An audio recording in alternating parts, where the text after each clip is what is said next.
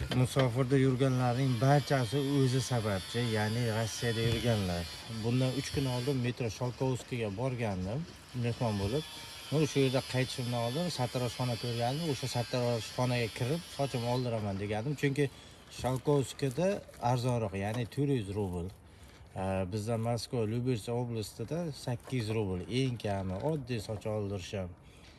Keyin o'sha yerga kirgan holatimda ikkita odam turgan ekan, o'zimizni musofirdagilar. Shu yerda bittasi sochini oldirib qo'ygan ekan, ikkinchisi izdivosda qilib aytganda, "Короче, aka deydi, 200 rubl pulim bor deydi, 200 rublni keyin tashlab ketsam bo'ladimi?" deyapti. Bu ya'ni izdivosda qilyapti-da. "Yo'q aka, to'g'ri kelmaydi. Agar pulingiz bo'lsa oldirib keting" deyapti. Qanaqadir xafa bo'lganday u bu ketib boryapti. Puli bor odamlar bilinib turibdi. Keyin ular ketgandan keyin "Aka, sizga zararmi? Yo'q, oldirsang ol, bo'lmasa sursam akating" deb aytsang bo'lmaymi desam, "Bular shunaqa unaqa".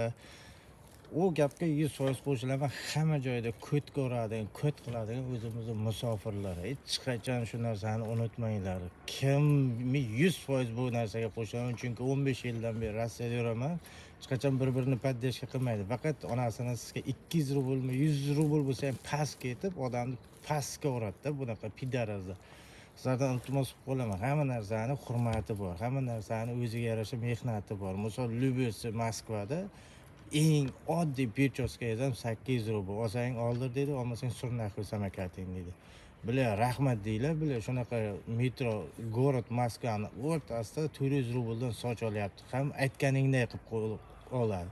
Qo'yib qilaman shunaqa insonlarga.